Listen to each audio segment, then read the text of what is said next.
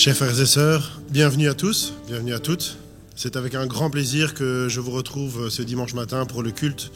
Soyez donc toutes et tous les bienvenus dans notre église, que ce soit la première fois ou pas, que vous entrez dans les portes de notre église. Bienvenue donc dans notre église de Charleroi-Marcinelle. Bienvenue également à tous ceux qui nous rejoignent via les réseaux sociaux, via les médias digitaux. Alors pour débuter ces moments, je vous propose de nous incliner dans la prière pour remettre ce culte entre les mains de Dieu. Seigneur, en ce dimanche matin, nous voulons te remercier pour ces moments que tu nous donnes de nous réunir dans ta présence. Nous nous inclinons devant toi ce matin pour remettre ce culte entre tes mains. Veuille recevoir nos louanges et nos adorations, Seigneur, et que ce culte soit béni de tes mains. Nous plaçons encore devant toi tous nos frères et toutes nos sœurs dans la foi qui n'ont pas pu se joindre à nous, mais qui sont en pensée avec nous ce matin et qui sont retenus pour les raisons que tu connais. Veuille les garder, veuille les entourer et qu'ils soient avec nous en communion durant ces moments. Pour toutes ces choses, nous te présentons cette prière dans ton beau nom. Amen. Alors je vous propose de débuter ce culte par le chant « C'est par la grâce ». Alors, exceptionnellement, pour des raisons de maladie, nous n'avons pas de chanteur, donc je vais vous demander de mettre un peu plus le cœur à l'ouvrage pour que tout le monde puisse participer. Je vous invite à vous lever.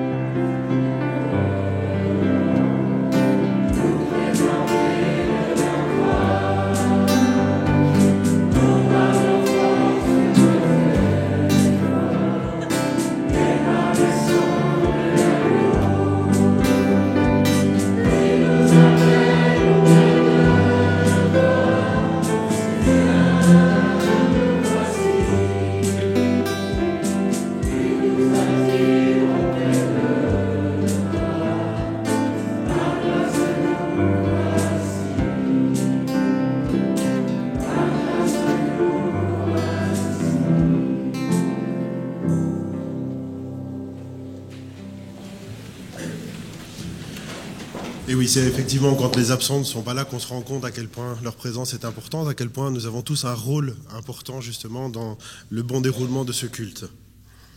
Alors c'est tellement réconfortant justement de réaliser que par la grâce, notre Seigneur a pris notre place sur la croix. Comme le chant nous l'a rappelé, ce n'est ni par nos œuvres ou nos efforts que l'accès au ciel nous est ouvert. Alors je vous invite à ouvrir notre Bible dans le livre du Deutéronome, et nous allons lire ensemble quelques versets au chapitre 30.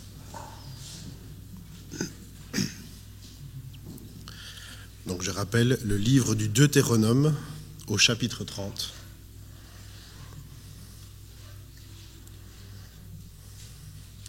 Et nous lirons les versets 15 et 19.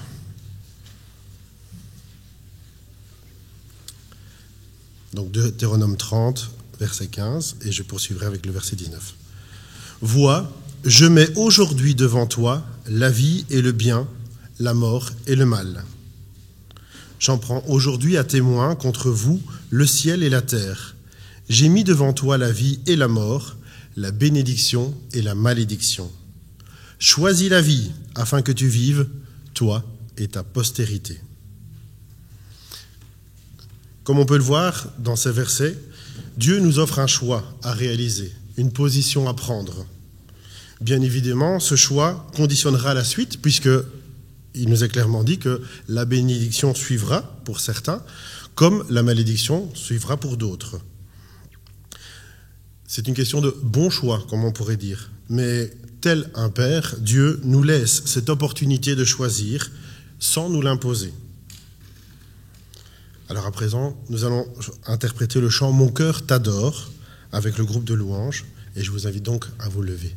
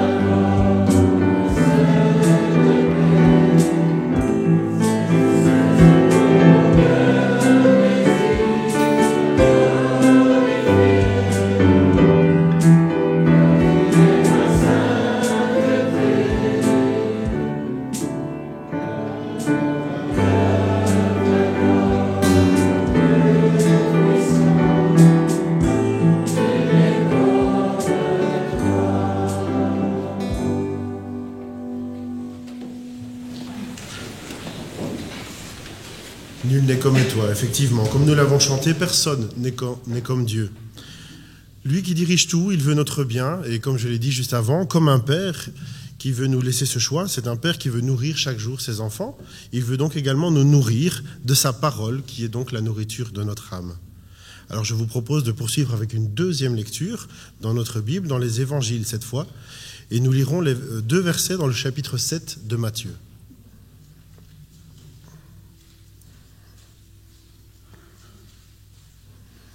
Et nous enchaînerons ensuite avec un verset dans l'évangile de Jean au chapitre 4. Alors Matthieu chapitre 7, nous lirons les versets 13 et 14. « Entrez par la porte étroite, car large est la porte, spacieux est le chemin qui mène à la perdition, et il y en a beaucoup qui entrent par là. Mais étroite est la porte, resserré est le chemin qui mène à la vie, et il y en a peu qui les trouvent. » Et ensuite, l'évangile de Jean au chapitre 4, et nous lirons le verset 6.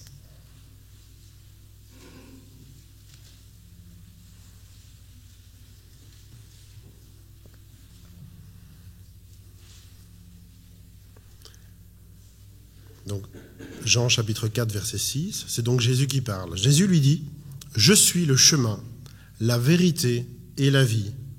Nul ne vient au Père que par moi. » Ici aussi, Jésus nous rappelle qu'il y a 2 portes, 2 chemins, 2 options possibles. Quand on lit ce qui est dit de la porte large, on comprend que la majorité des gens empruntent cette voie.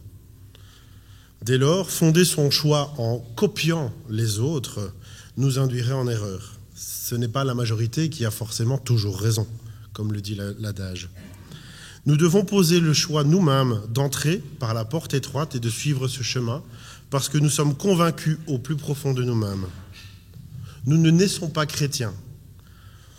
Nous ne sommes pas non plus chrétiens parce que nos parents l'ont été ou parce que notre entourage est chrétien. Nous devenons chrétiens parce que nous avons pris conscience, justement, que nous ne sommes pas en mesure de nous offrir ce salut et que celui-ci vient d'en haut, celui-ci nous est offert par Jésus. Et Jésus, dans le verset de Jean, nous explique bien que lui-même est le seul chemin qui mène au Père, en répétant que nul ne vient au Père que par moi. Je vous propose d'enchaîner à présent avec 2 chants. Il y aura donc le chant « En Jésus seul » ainsi que le chant « Jésus soit le centre ». Je vous invite à vous lever.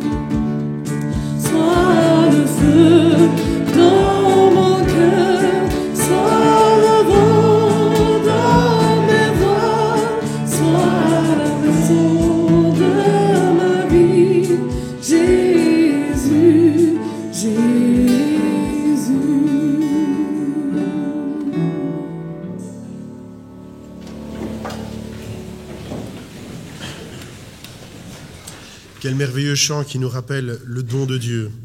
Par le sacrifice de son Fils, l'accès au ciel nous est ouvert, comme je l'ai dit tout à l'heure.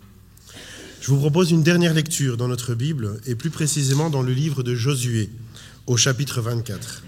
Il s'agit d'un verset qui est bien connu par la plupart d'entre nous. Et nous le compléterons ensuite par un verset du chapitre 15 de l'évangile de Luc. Donc je vais donc commencer par Josué, au chapitre 24, et nous lirons les versets 14 et 15. Donc Josué 24, versets 14 et 15. Maintenant, craignez l'Éternel et servez-le avec intégrité et fidélité. Faites disparaître les dieux qu'ont servi vos pères de l'autre côté du fleuve et en Égypte, et servez l'Éternel.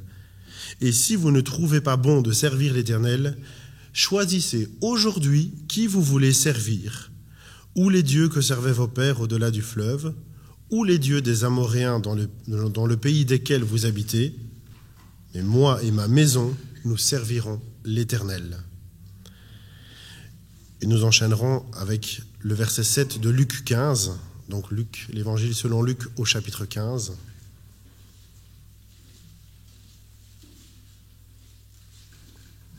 Nous lirons donc le verset 7. Là aussi, c'est le Seigneur Jésus qui nous parle. De même, je vous le dis, il y aura plus de joie dans le ciel pour un seul pécheur qui se repent que pour 99 justes qui n'ont pas besoin de repentance. Comme nous le lisons dans l'évangile selon Luc, il y a de la joie dans le ciel lorsqu'une seule personne entre dans le royaume des cieux, lorsqu'une seule personne fait le choix de prendre parti pour le Seigneur. Nous n'avons rien inventé, c'est Jésus lui-même qui nous le dit. Alors, comme Josué et Caleb l'ont fait en leur temps, puissions-nous prendre nous aussi position en choisissant de servir l'Éternel. Avant de laisser la place à notre pasteur qui nous apportera le message que Dieu souhaite nous communiquer, je vous propose d'interpréter 2 derniers chants et nous passerons ensuite par la prière et nous lui laisserons la place tout entière à ce moment-là. Donc les chants, ce seront « Je te donne mon cœur » et le chant « Ô Jésus mon Sauveur ». Je vous invite à vous lever.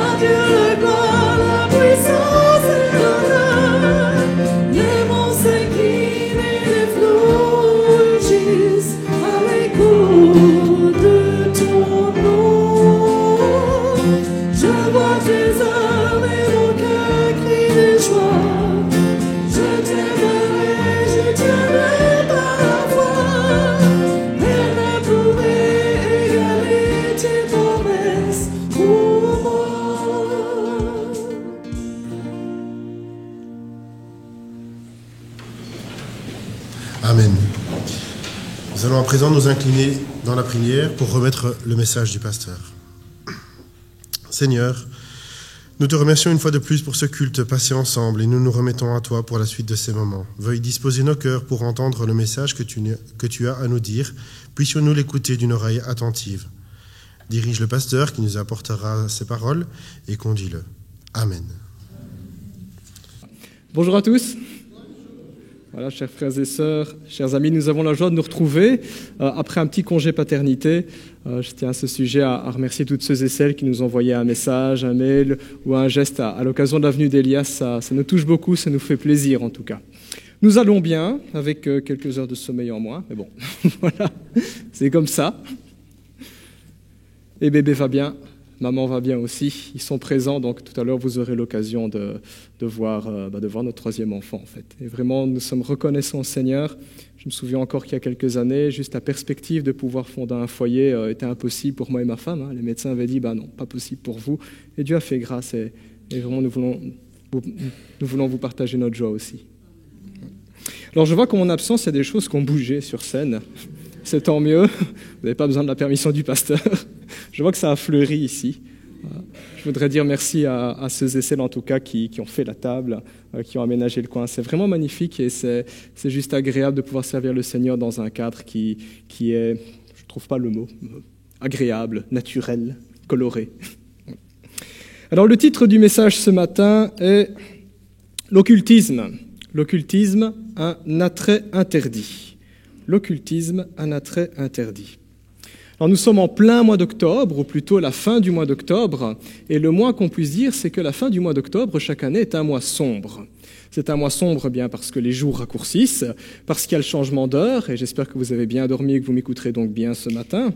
Et puis c'est un mois sombre aussi, puisque le 31 octobre, nos contemporains fêtent Halloween, et on enchaîne avec la Toussaint. Donc il y a un petit peu cette ambiance des jours qui raccourcissent, du changement d'heure, et puis on va se faire peur avec les esprits, le monde des morts, et puis on passe à la Toussaint dans les cimetières. Ambiance très sombre comme ça. Et je me suis dit, c'est peut-être l'occasion de parler d'un sujet qui est trop souvent passé sous silence et qui pourtant est de plus en plus en vogue, et ce sujet est l'occultisme. D'ailleurs, moi-même, je me suis surpris, je me suis dit, tiens, en 12 ans de ministère, combien de fois j'ai parlé de l'occultisme ? Eh bien, aujourd'hui, c'est la deuxième fois. Je me suis dit, mince alors, comment ça se fait que j'ai pu rater le coche moi-même, l'occultisme. Alors l'occultisme, ça a été très longtemps, et encore, on a plutôt l'impression que c'était l'apanage de quelques cercles fermés.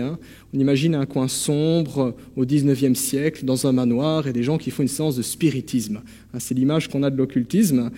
Aujourd'hui, l'occultisme a plutôt pignon sur rue.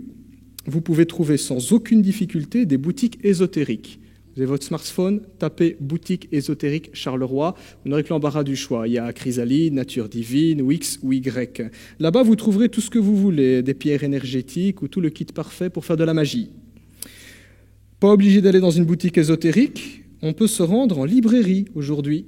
Vous allez à Molière, vous prenez l'escalier, premier étage, vous allez à droite, vous tombez sur une pièce. Tout le coin du fond de la pièce est consacré à l'ésotérisme. Vous voulez un pendule, des cartes de tarot ? Vous voulez une planche Ouija, vous voulez apprendre à contacter les esprits, vous voulez simplement le dictionnaire de l'occultisme, tout y est. Vous verrez que ce coin est beaucoup plus fourni que la rubrique christianisme. Pourquoi ? Parce que c'est un commerce, ça répond à la loi de l'offre et de la demande, et il y a une demande pour ce genre de choses. Même les grandes surfaces s'y mettent. Il n'y a pas longtemps, j'étais à Cora. Et à Cora, vous avez un rayon livre. Vous pouvez faire le tour pour ceux qui font leurs courses à Cora. Eh bien, vous verrez, vous pouvez trouver comment avoir un guide spirituel, comment s'initier à l'astrologie. Voilà, les grandes surfaces s'y mettent. L'occultisme a pignon sur rue aujourd'hui. Alors, il faut dire que ces dernières décennies, on a fait de l'occultisme un sujet passionnant, un sujet d'inspiration qui est quasiment inépuisable. Regardez simplement dans le monde du divertissement aussi comment ça se passe. Les romans qui s'inspirent de l'occultisme, c'est l'histoire d'une maison hantée, c'est l'histoire de jeunes qui sont poursuivis par une créature mystérieuse dans des bois. Bande dessinée, films avec le phénomène Harry Potter, et puis les secrets de Dumbledore, et puis les animaux fantastiques, les séries, les jeux vidéo, pour ceux qui sont branchés jeux vidéo, Diablo, là on ne se cache même plus, Il suffit d'aller sur des plateformes comme Steam, GOG Games, Instant Gaming et vous trouverez des jeux, des centaines et des milliers à l'appel qui ont pour le thème l'occultisme, où il y a des phénomènes magiques, où on peut incarner un chevalier, un mage, un magicien, une sorcière, un démoniste et que sais-je. Des jeux de société qui ont ce thème-là, parfois un peu plus comique, Donjon Delbuck, parfois un peu plus sérieux, Donjons et Dragons. Pari réussi, l'occultisme est considéré aujourd'hui comme une chose tout à fait banale, divertissante, sans imprégner nos divertissements dans la société. Alors il faut dire que l'occultisme a ce côté à la fois mystérieux, et j'oserais dire que les êtres humains, c'est comme les chats. Vous savez, à la maison, on a 2 chats. S'il y a une porte qui est fermée, il n'ira pas vers les portes ouvertes. Il faut savoir ce qui se passe derrière la porte fermée. Eh bien, les êtres humains sont un peu comme les chats. Ils sont discrets et tout ce qui a l'air mystérieux, comme ça, qui fait un peu peur, ça suscite un attrait. On a envie de savoir. On a envie d'explorer. D'ailleurs, c'est ce que signifie le mot occultisme, un peu de culture générale. Occultisme, ça vient du latin occultus, ça signifie cacher, ce qui est caché. L'occultisme est la discipline qui consiste à sonder le monde caché, le monde invisible, le monde des esprits, et à interagir avec ce monde-là. Quelqu'un qui arrive à avoir un contact avec ce monde-là, on parle en général d'un médium. Un médium, voilà, il est en contact avec le monde des esprits. Un monde qui contient des forces qui sont censées pouvoir changer notre destinée. C'est d'ailleurs la promesse de tous ceux qui pratiquent, que ce soit des charlatans, et il y en a à l'appel, vous ouvrez la Nouvelle Gazette et vous allez dans les petites annonces, c'est marrant ce qu'on peut trouver là-dedans, mais vous avez toujours brisé sort, brisé malédiction, retour de l'être aimé. Voilà, il y a des professionnels qui s'affichent, qui proposent leurs services. Alors que ce soit des charlatans ou de véritables maîtres en la matière, parce que tout autant il y a des charlatans, tout autant il y en a certains que c'est sérieux, ça marche. Ils promettent guérison, protection, retour de l'être aimé, conjuration des sorts, attirer la faveur et la réussite, voilà, plus efficace qu'étudier pendant un blocus, un bon sortilège, et même de prédire l'avenir. On veut se connecter avec ces forces-là pour changer notre destin, notre destinée. Alors certains auraient envie de rigoler quand on parle occultisme en se disant « mais vous rigolez, quoi, on est au XXe, on n'est pas au XXe siècle, je suis né au XXe siècle, mais on est au XXIe siècle. L'homme moderne aujourd'hui ne croit pas en ces bêtises. » C'est ce qu'on entendrait dire. Et pourtant, c'est du sérieux. C'est tellement sérieux que certains professionnels de la santé, voire même des établissements hospitaliers tout entiers, n'hésitent pas à recommander aujourd'hui les services de guérisseurs, de rebouteux et de coupeurs de feu. Vous ne me croyez pas, vous allez à l'Overval, à l'IMTR, au service des grands brûlés. La première chose que quelqu'un a de graves brûlures et auquel ils se rendent compte que médicalement c'est pas possible de faire quelque chose, ils disent à la famille « nous avons un carnet d'adresses avec des coupeurs de feu ». Les médecins ne savent pas l'expliquer d'un point de vue clinique, mais ça marche. Et ils peuvent même vous guérir par téléphone, imaginez. Il n'y a même pas besoin de se déplacer. Non, téléphone et par magie, la brûlure est guérie, pas de cicatrice. On n'explique pas, mais ça marche. Et donc les médecins là-bas, voulant bien faire, se disent, si ça peut apaiser la souffrance, même si on n'explique pas, eh bien, on en informe le patient, puisque le but est de sauver des vies et de soulager la souffrance. Alors que penser de cela ? Que penser de cela ? Est-ce que c'est Dieu qui, dans sa grâce, donnerait de tels dons pour nous faire du bien ? Est-ce que c'est Dieu ? Certains médiums en sont convaincus, et dans leur pratique, ils citent Dieu, ou ils font référence à des saints de l'Église catholique, ou ils récitent même des versets de la Bible en se disant « je suis au service de Dieu, il m'a donné un don ». L'occultisme est-il sans danger ? Peut-on jouer avec l'occultisme sans risque, sans conséquence ? Pendant tout un temps, je sais que dans ma génération, il y avait un petit peu cette mode-là, on va déposer un verre sur une table et puis on va poser des questions à un esprit, en imaginant qu'il y a un esprit, et sur la table, il y a un coin où il y a des réponses, oui, non, des numéros, des chiffres, et parfois il y a le verre qui se déplace comme ça. Alors certains disent, oui, mais c'est un phénomène physique, c'est du magnétisme. Du magnétisme qui répond à tes questions, du magnétisme qui te dit d'accord, pas d'accord. C'est en tout cas une force qui a une volonté, une intelligence, des sentiments. C'est une personne, c'est quelqu'un qui répond. L'occultisme est-il sans danger, sans risque ? Est-ce que nous avons dans l'occultisme un moyen qui est neutre ? Neutre, ça veut dire c'est ni bien ni mal, c'est neutre, pour interagir avec le monde spirituel. Certains disent ça, l'occultisme c'est pas mal, c'est ce qu'on fait avec, ça peut être bien ou ça peut être mal, Et se disent, alors il y a des gentilles sorcières et des méchantes sorcières et des gentils magiciens et des méchants magiciens. C'est ce qu'on voit dans les films, dans la culture. Et c'est l'idée, que ce sont des idées qu'on comprend comme ça. Alors pour répondre à ces questions, ce matin, je dégagerai deux pistes à la lumière de la Bible. Je ne serai pas exhaustif parce que c'est beaucoup plus complexe que ça, l'occultisme. C'est un sujet qui est vraiment vaste. Il y a de très bons livres. Si vous êtes intéressé par des livres, venez me trouver. J'ai quelques recommandations. Mais je tracerai deux pistes qui sont importantes, qui, à mon sens, vont vraiment à l'essentiel, le strict minimum à savoir sur ce que la Bible dit, sur ce que Dieu dit de l'occultisme. Alors, premièrement, l'occultisme est un interdit. Voilà, je le dis franchement, clairement, explicitement. L'occultisme, non. Dieu n'approuve pas, il l'interdit.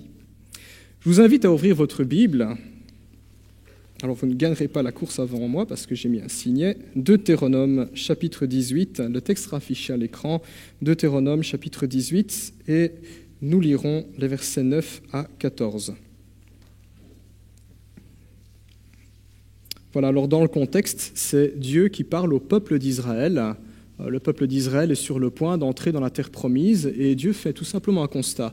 Il regarde comment les nations païennes, c'est-à-dire les nations qui ne connaissent pas Dieu, qui ne croient pas en Dieu, Dieu regarde leur comportement et ensuite il parle à son peuple en disant « Vous ne les copiez pas, vous ne faites pas comme eux. » Et voici ce que nous lisons. Dieu dit « Lorsque tu seras entré dans le pays que l'Éternel ton Dieu te donnera, tu n'apprendras pas à imiter les pratiques abominables de ces nations-là. » Ok, qu'est-ce qu'elles font, ces nations-là ? Verset 10. « Comme trouve chez toi personne qui fasse passer son fils ou sa fille par le feu, personne qui exerce le métier de devin, d'astrologue, d'augure, de sorcier, de magicien, personne qui consulte les esprits ou les spirites, personne qui interroge les morts. En effet, celui qui fait cela fait horreur à l'Éternel, et c'est à cause de ces pratiques abominables que l'Éternel ton Dieu va chasser ces nations devant toi. Tu seras tout entier à l'Éternel ton Dieu. En effet, les nations que tu vas chasser écoutent les astrologues et les devins, mais à toi, l'Éternel ton Dieu ne le permet pas. » Alors le mot occultisme n'apparaît pas, mais vous avez toute une liste de pratiques occultes qui n'est pas exhaustive, il y a beaucoup plus que cela, mais c'est très clair, Dieu ne le permet pas. Il y a un mot très précis qui est employé dans ce texte, c'est le mot « abominable ». Dieu parle de l'occultisme comme d'une abomination. Alors, je ne sais pas pour vous, quand j'ai relu ce texte, je me suis dit « à quand ça remonte la dernière fois que j'ai utilisé le mot « abominable » ?» Ce n'est pas un mot qu'on emploie tous les jours, et donc parfois on a du mal à comprendre la portée du mot « abominable ». Une abomination, c'est quelque chose qui suscite de l'horreur, du dégoût et de l'indignation. On va faire une petite immersion émotionnelle pour essayer de bien comprendre la portée de ce mot. De l'horreur. Si un jour vous visitez un camp d'extermination nazi, quand le guide va vous expliquer que c'est ici qu'on torturait les juifs et que c'est là qu'on les déshabillait et qu'on les mettait dans une chambre à gaz, les femmes, les enfants et les vieillards, et que vous avez des photos de ça, c'est l'horreur. Il y a quelque chose au fond de vous qui dit c'est horrible, c'est pas normal. Le dégoût, c'est quand vous ouvrez votre frigo et que vous tombez sur un plat de pâtes que vous avez oublié il y a 3 mois. Il y a de la moisissure dessus et peut-être des vers qui gigotent. Dégoûtant. L'indignation, c'est quand vous regardez dans la rue un ado qui répond à sa mère et qui se permet de gifler sa mère. Indignation. Il y a une colère dedans en disant « mais c'est pas normal ça ». C'est ça quelque chose qui est abominable aux yeux de Dieu. L'horreur, le dégoût et l'indignation. C'est ça l'effet que ça fait à Dieu. On ne peut pas dire « oh Seigneur, c'est un petit péché oh, ». C'est abominable à ses yeux. Peu importe donc que Dieu s'adresse aux Juifs d'il y a 35 siècles ou à nous aujourd'hui, l'opinion du Seigneur sur l'occultisme et sur le péché en général n'a pas changé. Parce que Dieu est le même hier, aujourd'hui et éternellement. Et à l'époque, Dieu a dit, verset 14, « Mais à toi, l'Éternel, ton Dieu, ne le permet pas. Feu vert, panneau interdit, on ne peut pas aller là-bas. » Alors certains diront, « Oui, pasteur, mais ça c'est l'Ancien Testament. C'est pour Israël. Nous, on est dans le Nouveau Testament, on est des chrétiens. » Bon, j'aurais envie de dire que si Dieu dit qu'il n'aime pas quelque chose dans le passé, il n'aimera pas dans le présent. Mais bon, prenons le Nouveau Testament. Tout à la fin de nos Bibles, Apocalypse chapitre 22, je vais citer le verset, mais vous pouvez ouvrir vos Bibles si vous voulez vérifier le verset. Nous lirons verset 22, 15, juste un extrait du verset. Alors c'est un chapitre que nous connaissons bien puisque c'est la fin des temps. c'est après le jugement dernier, et le chapitre 22 nous dit que Dieu établit les nouveaux cieux, la nouvelle terre, on a un paradis parfait, et c'est là où Dieu dit « j'essuierai les larmes de leurs yeux, il n'y aura plus ni deuil, ni souffrance, ni maladie, etc. » On a vraiment une vision paradisiaque. Et le verset 22-15 nous dit « mais quoi? Dehors les chiens, dehors ceux qui pratiquent la magie, dehors ceux qui vivent dans la débauche, dehors ceux qui sont meurtriers, dehors ceux qui aiment et qui pratiquent le mensonge. » Ouf. Dehors ceux qui pratiquent la magie. On est dans le cas de l'occultisme. Donc pour Dieu, c'est très clair. Qui commet cet interdit a un problème avec Dieu. La pratique de l'occultisme provoque l'irritation, la colère de Dieu.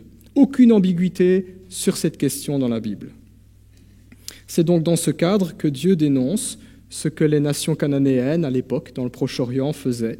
Et je propose que nous puissions survoler de manière non exhaustive chacune des pratiques qui nous est décrite et voir, tiens, est-ce que ça se fait encore aujourd'hui? Est-ce que c'est ce qu'on voit dans la société? Ou peut-être que c'est ce que nous faisons nous-mêmes. Enfin, je ne le souhaite pas, mais bon, parfois ça peut arriver de se dire « je ne savais pas que c'était mal, on a toujours fait ça dans la famille, où ça se transmettait de génération en génération ».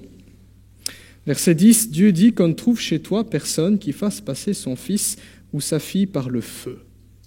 C'est quoi ça? C'est pas un barbecue. C'est pas loin. Eh bien, il faut savoir que dans le Proche-Orient ancien, le pays de Canaan était peuplé par plusieurs cités-États qui régulièrement se faisaient la guerre. Et les cités-États, avant de passer à l'attaque ou avant de se défendre, eh bien, ils invoquaient les dieux. C'est comme ça qu'on faisait. On voit ça dans la Bible aussi. Israël, avant de partir en guerre, invoque son Dieu. Les nations païennes le faisaient. Et il y avait un dieu que les Cananéens avaient, et un dieu qui n'était pas tout à fait tendre. Il s'appelait Moloch. Et Moloch, comment est-ce qu'on l'invoque? Par des sacrifices humains. Le rite consistait à prendre une statue de Moloch, qui à l'époque était en bronze. On le chauffait à blanc, et cette statue avait 2 grandes mains. Et on déposait des nourrissons dessus. C'est ça que Dieu dit, qu'on ne trouve chez toi personne qui fasse passer son fils ou sa fille par le feu. Pas de sacrifice humain, pas d'invocation de divinité en consacrant la vie de quelqu'un. Hors de question, c'est pas comme ça que ça marche. Que penser de nos pratiques en Occident? Il n'y a plus beaucoup de sacrifices humains. Tant mieux, j'oserais dire. Néanmoins, dans certains cercles et dans certains milieux, il y a toujours cette volonté d'invoquer une puissance en consacrant un enfant ou une personne. Dans l'Église catholique, par exemple, il est tout à fait possible de consacrer son enfant à un saint ou à la Vierge Marie. Il portera le médaillon toute sa vie. Dans des milieux plutôt animistes, Afrique, Asie, Amérique du Sud, il est tout à fait possible de consacrer son enfant à un ancêtre. Il en portera le nom, il en manifestera les caractéristiques, le caractère.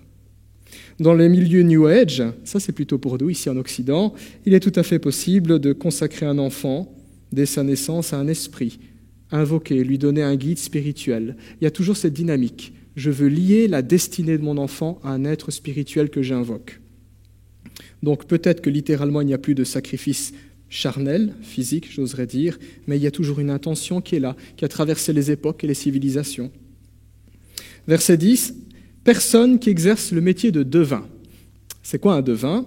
Eh bien, c'est quelqu'un qui pratique la divination.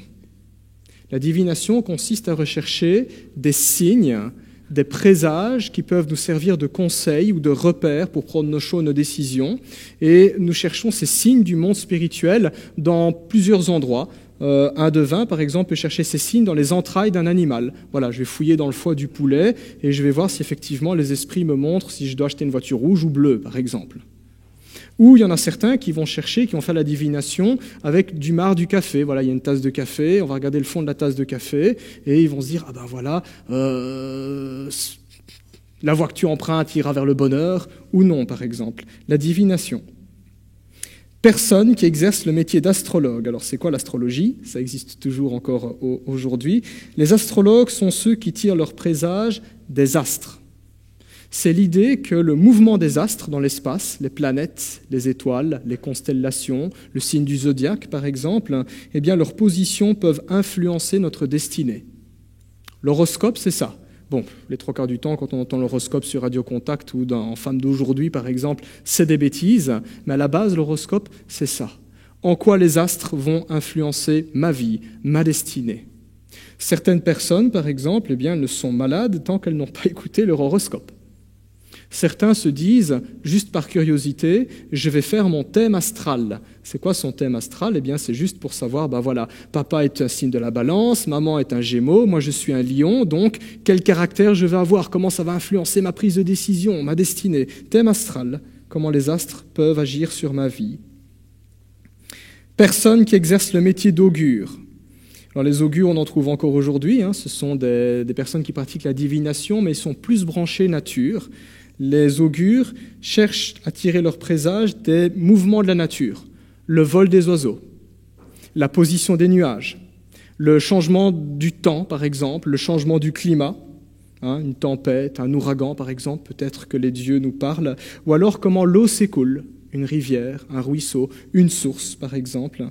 Il y a vraiment cette idée-là qu'on peut retrouver dans certains mouvements écologistes. Je n'ai pas dit tous les écolos, j'ai dit dans certains mouvements écologistes. C'est quand vous entendez « Gaïa n'est pas content, Mère Nature veut nous parler ». Il y a une personnification quasi religieuse, quasi spirituelle, quasi divine de la nature, comme s'il y a une force surnaturelle qui veut nous parler. On est un petit peu dans ça, on frôle, et parfois on est complètement dedans. Personne qui exerce le métier de sorcier ou de magicien. Voilà, il y aurait beaucoup de choses à dire sur les sorciers et les magiciens, ça existe vraiment. Maintenant, les sorcières n'ont pas de balai, vous ne les verrez pas comme ça, et les magiciens n'ont pas non plus de grandes baguettes, mais ça existe. Ce sont des personnes qui sont expertes dans les sciences occultes, parce que c'est une véritable science, l'occultisme. C'est vraiment tout un système complexe et cohérent de connaissances. Les sorciers et les magiciens, en général, sont des praticiens qui apportent conseil et qui se servent de leur savoir-faire pour aider les autres ou pour vendre ou pour se faire de l'argent. Ils vendent leurs services. C'est ce qu'on voit dans les petites annonces, tous les exemples que j'ai cités. Et puis le texte termine en disant « Personne qui consulte les esprits ou les spirites, qui évoquent les morts ». Le terme hébreu précise exactement qui ont recours à ceux qui sont morts. Que dire de ceux qui ont le désir de rentrer en contact avec mon mari que j'ai perdu, ma femme que j'ai perdue, ou mon cher ami, on discutait, on s'est perdu et je vais faire une séance de spiritisme pour pouvoir parler à nouveau avec. Que dire des prières en faveur des saints dans l'Église catholique? Et on y est bientôt, la Toussaint, c'est ça, c'est aussi la fête de tous les saints de l'Église catholique, qui sont des hommes, des femmes qui sont morts. Il y a cette idée-là que l'Église catholique enseigne qu'on peut les prier, quand la Bible dit qu'on n'évoque pas les morts. Que dire des prières en faveur des gens qui sont morts? Ça aussi, c'est une manière d'évoquer les morts dans la spiritualité. Voilà, toutes ces pratiques qui étaient considérées comme normales dans l'Antiquité. Il n'y a pas que les Cananéens qui faisaient ça. Si vous étudiez un petit peu comment ça se passait dans la Rome, dans la Grèce antique, chez les Gaulois, chez les Égyptiens par exemple, dans tous ces peuples, il y a toujours eu des phénomènes occultes, une spiritualité occulte, du mysticisme. Toutes ces pratiques, souvent considérées comme normales à l'époque et comme tout à fait banales aujourd'hui en Occident, sont une abomination aux yeux du Seigneur. Dieu ne veut pas que nous nous attachions à des puissances hasardeuses. Dieu ne veut pas que nous lions notre destinée, que notre vie dépende de ces puissances occultes. Pourquoi? Parce que nous sommes appelés à appartenir au Seigneur tout entièrement, corps, âme et esprit. Dieu désire que nous nous attachions à lui, pas à ses puissances, que nous lui fassions confiance à lui, pas à ses esprits derrière. Dieu l'exige parce que c'est lui qui nous a créés. La Bible nous dit, il nous donne le mouvement, la vie et l'être. La Bible nous dit qu'il nous a fait à son image, selon sa ressemblance. Il nous a remplis de dignité et il nous a créés pour que nous le connaissions, pour que nous entrions en relation. Et si nous sommes chrétiens, c'est encore beaucoup plus fort. Le Seigneur nous a rachetés au prix de son sang. Il a fait de nous ses enfants par adoption. Il a fait de nous les membres de son corps, pas des membres des esprits X ou Y ou tel saint ou telle pratique. Il y a encore un verset dans la Bible, dans Deutéronome, pas très loin d'ailleurs du verset que nous a lu Philippe. C'est le chapitre juste avant, je vous lis juste le verset, Deutéronome 29, 28. La Bible dit « Les choses cachées sont à l'Éternel notre Dieu ». Les choses cachées sont à Dieu, pas à nous. Les choses cachées sont à l'Éternel notre Dieu. Les choses révélées sont à nous et à nos enfants, et cela à perpétuité, afin que nous mettions en pratique la loi de Dieu. La Bible, de but en blanc, nous dit qu'il a plu au Seigneur de nous révéler certaines choses et de nous en cacher d'autres. Il y a des choses que nous avons à savoir, et elles sont là, dans la Bible. Et il y a des choses où Dieu estime que ça, nous n'avons pas à le savoir. Nous n'avons pas à y toucher. C'est un petit peu comme se retrouver nez à nez devant une porte qui est fermée à clé, avec un panneau « Danger, sens interdit, accès interdit ». Et comme nous l'avons dit au début de ce message, qu'est-ce que l'occultisme ? Occultus, ce qui est caché. L'occultisme est justement cette tentative de sonder ce qui est caché, de braver cet interdit, de franchir cette porte que Dieu a fermée. C'est une tentative de braver l'interdit pour prendre le contrôle de notre destinée en invoquant des forces que nous pensons à tort pouvoir comprendre et maîtriser, parce que l'occultisme est une boîte de Pandore, et qui y touche prend de gros risques. Et c'est ce qui nous conduit au deuxième point qui va nous aider à comprendre pourquoi aussi c'est interdit. L'occultisme est un esclavage. Deuxième point, l'occultisme est un esclavage. Beaucoup, et à mon avis certainement influencés par les jeux vidéo ou tout ce qu'on peut voir dans les films, beaucoup pensent que la magie, c'est cool. Ça fait des effets de lumière, on peut faire des éclairs. Beaucoup pensent que la magie, c'est un peu comme l'électricité, en fait. Une fois qu'on l'a comprise, la magie, voilà, un peu comme l'électricité, il y a un voltage, il y a un ampérage, il y a une résistance. Une fois qu'on a compris la logique, la magie, d'accord, magie blanche, magie noire, il y a du sang, il y a des invocations. Une fois qu'on a compris la magie, on peut la contrôler, on peut la canaliser, et alors tout un monde de possibilités infinies s'ouvre à nous. Quelle belle promesse, n'est-ce pas ?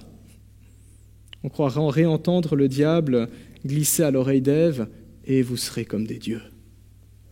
C'est ça la promesse de la magie. Tout deviendra possible. Tu pourras contrôler ta destinée et contrôler la destinée des autres. Et c'est ce qui pousse les gens à faire de la magie. Certains angoissent, ils veulent contrôler leur vie, je veux connaître l'avenir. Certains disent, je n'accepte pas cette situation, je vais envoyer un sort. Certains pensent que le mauvais œil est sur eux, je vais demander qu'on brise cela. Voilà. Volonté de contrôler sa destinée. Pourtant, malgré cette belle promesse, la réalité est beaucoup, et j'insiste, vraiment beaucoup plus sombre. Et c'est ce que la Bible nous montre au travers de deux personnes qui étaient versées dans les arts occultes. Juste deux exemples. Il n'y a pas que ces deux exemples dans la Bible.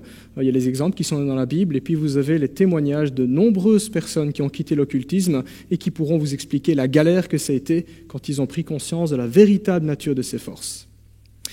Premier exemple, c'est une personne qui s'appelait Simon. Des Simons dans la salle. Simon. Et qui était Simon ? Simon était magicien. Il vivait en Samarie et son histoire nous est racontée en Actes chapitre 8. Et c'est ce qu'on va voir. On ne va pas lire tout le chapitre 8, mais juste quelques versets qui dressent le portrait robot de ce personnage-là. Actes chapitre 8, versets 9 à 11. Le verset sera affiché sur l'écran.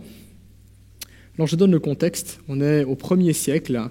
La foi chrétienne commence à se répandre dans l'Empire romain et elle a quitté Jérusalem. Dans les alentours de Jérusalem, des gens commencent à se convertir et la foi chrétienne rentre pour la première fois en Samarie.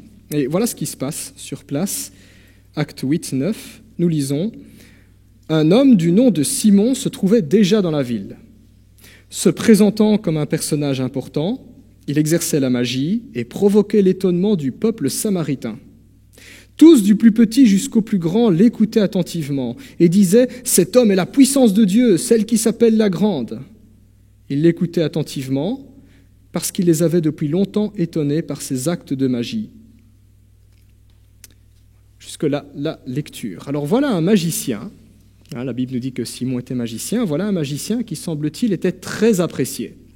Aujourd'hui, on dirait que c'est certainement un Merlin l'Enchanteur, un professeur Dumbledore ou un Gandalf le Gris, par exemple. Gentil magicien. La Bible ne dit pas ce que faisait exactement Simon. Est-ce qu'il faisait des potions pour soigner les maladies ? Est-ce qu'il guérissait les verrues ? Est-ce que c'était un coupeur de feu ? Est-ce que c'était un médium ? On n'a pas de détails sur ses activités, mais on sait en tout cas que tout le monde dans la ville était impressionné par ses actes surnaturels. Tout le monde était bluffé par ce qu'il était capable de faire. Et tout le monde l'écoutait attentivement en étant convaincu que c'était Dieu qui agissait à travers lui. Et peut-être même que Simon y croyait en se disant « c'est peut-être Dieu qui m'a donné ce don-là ». Comme quoi, tout ce qui semble agréable, tout ce qui semble bénéfique, tout ce qui semble miraculeux, ça ne vient pas forcément de Dieu. 2 Corinthiens 11, 14 nous dit que Satan aussi peut se déguiser en ange de lumière, et il le fera s'il peut nous égarer. Comme le montre la suite du texte, Simon croyait que la magie pouvait se monnayer. On peut faire du commerce avec ça, on peut se remplir les poches avec ça.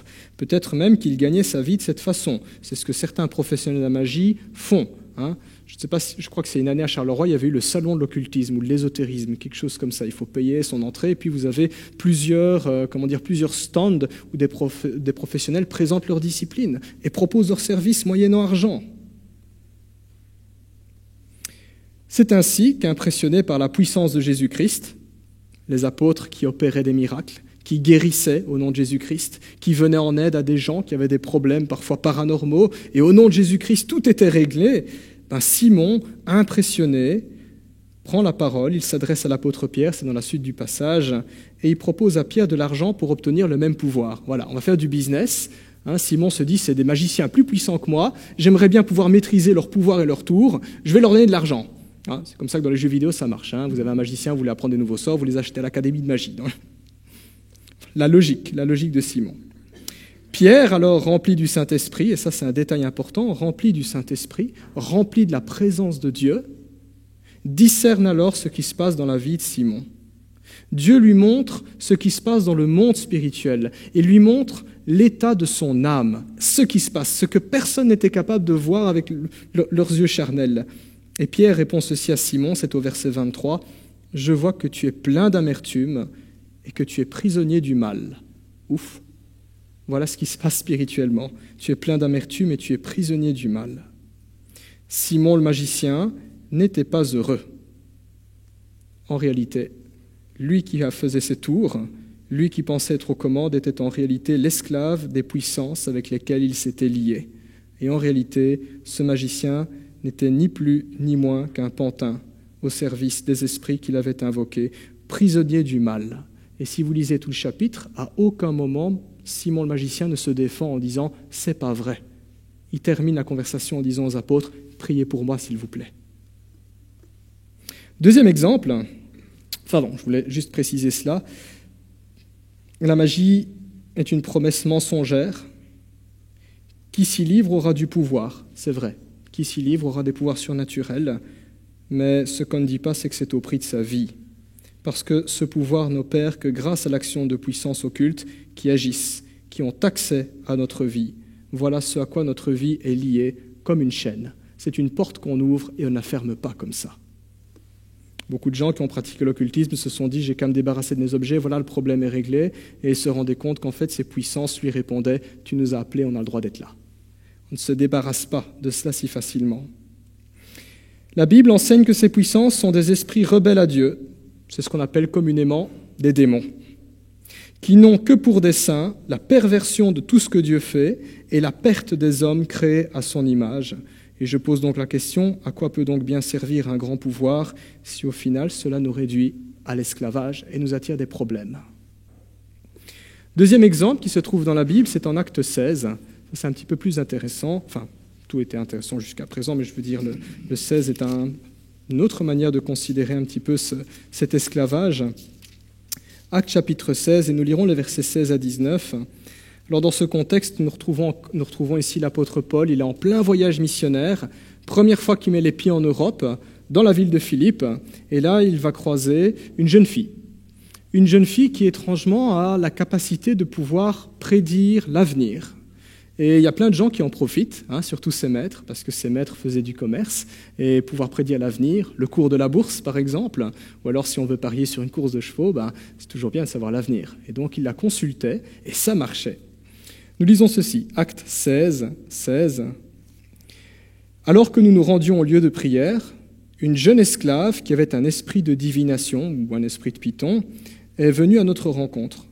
Par ses prédictions, elle procurait un grand profit à ses maîtres. Elle s'est mise à nous suivre, Paul et nous, en criant « Ces hommes sont les serviteurs du Dieu très haut, et ils nous annoncent le chemin du salut. » Elle a fait cela pendant plusieurs jours. Paul, agacé, s'est retourné et a dit à l'esprit « Je t'ordonne au nom de Jésus-Christ de sortir d'elle. » L'esprit est sorti au moment même. Quand les maîtres de la servante ont vu disparaître l'espoir de leur gain, ils se sont emparés de Paul et Silas et les ont traînés sur la place publique devant les magistrats. Et là, ils vont avoir tous des problèmes d'ordre légaux. Mais ce n'est pas là où je veux attirer l'attention, c'est l'état, la situation, ce qui est derrière, en tout cas, cette jeune fille.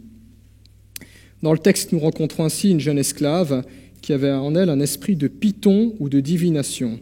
Ça dépend des traductions que vous avez de vos Bibles en français. Dans certaines traductions, c'est python. Certains vont se dire qu'est-ce que les pythons vont avoir dans l'histoire. Ce n'est pas bien compliqué. Dans l'Antiquité grecque, eh bien, on croyait que le dieu Apollon s'était incarné en serpent, en python. Et donc, dans les temples qui étaient dédiés au dieu Apollon, on trouvait des prêtresses qui s'appelaient les pythoniennes, et elles avaient, dit-on, la capacité de lire l'avenir, de prédire l'avenir. C'était ces mêmes prêtresses qu'on pouvait consulter à l'oracle de Delphes. La Bible, ici, nous montre l'envers du décor. Ce n'est pas que la jeune fille avait des super pouvoirs, comme Superman, comme Batman. Enfin non, Batman n'a pas de super pouvoir. L'envers du décor, c'est que la jeune fille était habitée par un mauvais esprit. Et c'était cet esprit-là qui lui permettait de prédire l'avenir tout en faisant de cette jeune fille une marionnette. Le texte ne dit nulle part que la jeune fille est une marionnette.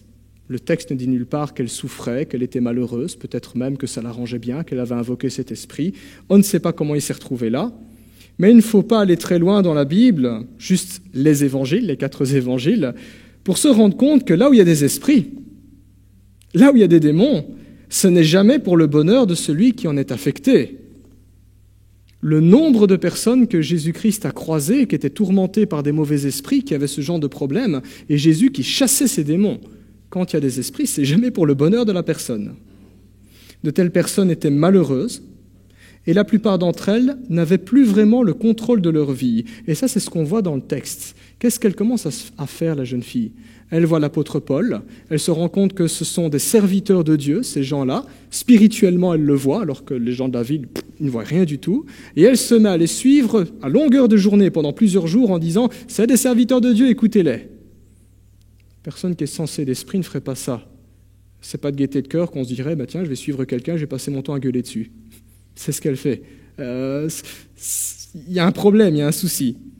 Ça embête Paul, et la Bible nous dit Paul agacé, excédé par cette situation, il se retourne et il comprend, il voit tout de suite où est le problème. Il ne dit pas « Mademoiselle, calmez-vous, on va boire un verre et on va discuter de Jésus ». Non, il parle à l'esprit en disant « Tu sors d'elle, dehors ». Voilà ce qui se passe. Les gens tourmentés par de mauvais esprits perdent petit à petit le contrôle de leur vie. Et elles finissent exploitées, dominées et dépassées par l'action cruelle de ces esprits. Certains médiums témoignent qu'ils sont bien contents de pouvoir aider des gens, mais ils se disent « plus j'avance dans la pratique de mes pouvoirs, plus j'en souffre, parce que j'ai de plus en plus de mal à récupérer ». Certains médiums disent « je ne dors pas la nuit, mon guide spirituel ne me le permet pas ». Est-ce que ce sont vraiment des dons de Dieu, ça ? Dieu fait ça ? C'est nulle part dans la Bible. Dieu est capable de faire des miracles, mais jamais on ne se retrouve dans une situation où on est dominé, dépassé, asservi. Ne nous y trompons donc pas, la puissance et les solutions promises par les moyens occultes ne sont ni plus ni moins qu'un appât pour nous réduire en esclavage. L'interdit que Dieu prononce sur l'occultisme, ce n'est pas une soif de contrôle de Dieu, ce n'est pas de l'orgueil de la part de Dieu, c'est un souci de protection. Si Dieu l'interdit, ce n'est pas par hasard, il y a une raison. Si le sujet vous intéresse, bien je vous recommande l'autobiographie de Walter Vapiani. Le titre, c'est « La guérison du guérisseur ». C'est aux éditions BLF. Vous pouvez le commander ici à la librairie. C'est l'histoire d'un médium qui a voulu amplifier ses pouvoirs. Vraiment, il a voulu amplifier ses pouvoirs. Il a commencé à voyager à travers le monde pour rencontrer des praticiens plus puissants que lui, pour voir comment il peut amplifier ses pouvoirs. Jusqu'au jour où il a rencontré un certain Jésus-Christ. Et là, il a commencé à avoir des problèmes avec ses pouvoirs. Et dans son autobiographie, il explique comment Jésus-Christ l'a délivré. Je pense qu'il y a même moyen qu'il laisse dans le livre la possibilité pour ceux qui sont confrontés à ça de le contacter aussi. En conclusion, loin d'être démodé, l'occultisme est toujours un fait d'actualité et revient en force aujourd'hui, au XXIe siècle, dans notre société, dans nos habitudes de tous les jours, sous des apparences aujourd'hui amusantes, l'horoscope, les jeux, les films, les séries, ludiques, bienfaitrices et parfois même pieuses. La Bible nous révèle que sa véritable nature est démoniaque. La forme a peut-être changé, le fond reste le même. L'occultisme est une abomination aux yeux de Dieu. L'occultisme nous éloigne de lui, nous rabaisse et nous détruit. En comparaison, Jésus, lui, ne nous rabaisse pas, ne nous détruit pas, ne nous domine pas. Il ne fait pas de nous de vulgaires esclaves. L'occultisme nous demande de payer notre salut au prix de notre vie. Jésus-Christ, lui, paye notre salut au prix de sa vie à la croix. En Jésus, notre avenir est assuré sur terre et dans le ciel, dans le présent comme dans l'avenir, chose que la magie ne peut pas garantir. On est toujours obligé d'être lié à ces esprits, de revenir et de pratiquer, et encore, et encore, et encore, et encore, et encore. Vous voyez les personnes qui consultent des médiums, certains ont déjà perdu des fortunes. Parfois, vous avez un scandale en disant « tel médium a détourné 120 000 euros d'un tel » ou X ou Y. C'est une dépendance, un esclavage.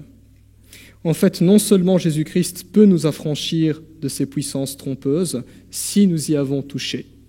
Si nous sommes liés et que nous ne parvenons pas à nous en sortir, Jésus peut nous aider, mais bien plus avec lui, nous n'avons tout simplement pas besoin d'occultisme. C'est gratuit avec Jésus, c'est plus puissant, ça marche, et ça dure éternellement. Que le Seigneur nous aide ainsi à voir clair sur cette question et à rester attaché à Jésus. Il est suffisant. Amen. Je vous invite à prier. Notre Dieu, nous voulons te remercier encore pour ta parole, la Bible. Tu nous mets en garde contre un danger qui est bien réel. Et nous voulons encore nous rappeler à la lumière de ta parole que c'est vrai, tu es suffisant. Tu ne nous demandes pas de faire plus d'efforts. C'est toi qui as fait tous les efforts qui sont nécessaires. C'est toi qui es venu jusqu'à nous alors que nous ne t'avions même pas appelé ou invoqué, Seigneur. Tu es venu sur terre. C'est toi qui as donné ta vie à la croix pour le pardon de nos fautes, pour nous affranchir, pour nous libérer, pour nous donner la vie éternelle. Apprends-nous, Seigneur, à nous qui te connaissons, de chérir cette réalité, de nous y attacher et d'y construire notre vie. Nous voulons aussi te prier pour toutes les personnes qui ne te connaissent pas encore et qui auraient entendu, Seigneur, ce message, entendu parler de toi. Nous prions pour leur cheminement, nous prions pour leur questionnement, en te demandant que par ton esprit, tu te révèles à elles pour leur salut, pour leur bonheur et pour ta gloire. Seigneur, nous prenons conscience que face au monde spirituel, on n'a peut-être pas toutes les réponses. Mais nous savons, Seigneur, que toi, tu as donné ta vie, tu es digne de confiance, tu nous aimes. Gloire à toi, Seigneur. Amen.